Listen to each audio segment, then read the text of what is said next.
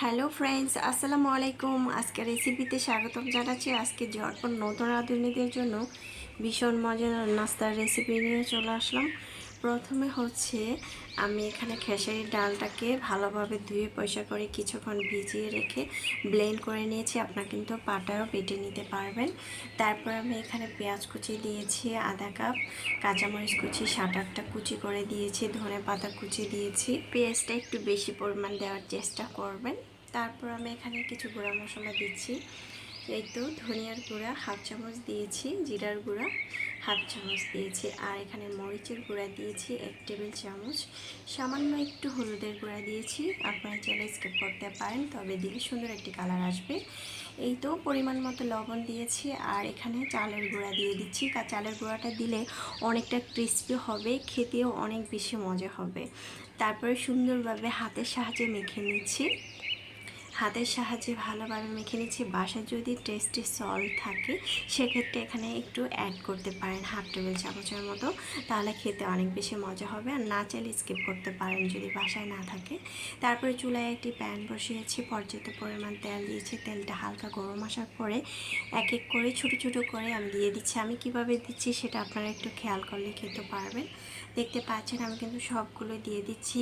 এই পেঁয়াজুটা এতটাই মজা হয়েছে, বাসার সবাই অনেক বেশি পছন্দ করেছিল। আমরা যে সব সময় পেঁয়াজুগুলো খাই তবে ওরকম লাগেনি, মানে অন্যরকম একটি পেঁয়াজু, খুবই মজা হয়েছিল আর এতটাই ক্রিস্পি হয়েছিল। বাসার সবাই তো অনেক বেশি পছন্দ করেছে। আমার বাসায় মেহমান আসছিল, সেও খেয়ে অনেক বেশি পছন্দ করেছিল, বলতেছিল যে খুবই ভালো লেগেছে।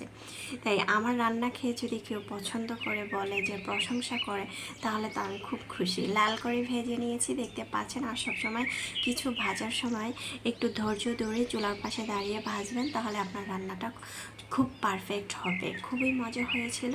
চাইলে কিন্তু ঝটপট এটা তৈরি করে নিতে পারেন। এখন তো আমি একটি বাটিতে পরিবেশন করে নিয়েছি।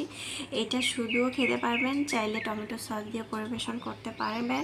বিকেলবেলা চায়ের সাথে এরকম একটি মজার নাস্তা যদি থাকে তাহলে কিন্তু আর কিছুই লাগে না। বাচ্চা থেকে বড় সবাই চেটেপুটে খাবে। আর আমার বাসায় তো চেটেপুটে খেয়েছে, আবার বলতেছে, সবাই বলতেছে আরও তৈরি করার জন্য। তাই আপনারাও কিন্তু সবার প্রশংসা পাওয়ার জন্য এই রেসিপিটা তৈরি করতে পারেন। আমি যেভাবে তৈরি করেছি এভাবে তৈরি করলে কিন্তু খেতে অনেক ভালো লাগবে। আর অবশ্যই চালের গুঁড়াটা দেওয়ার চেষ্টা করবেন, তাহলে অনেকটা ক্রিস্পি থাকবে, অনেক সময় নিয়ে ক্রিস্পি থাকবে।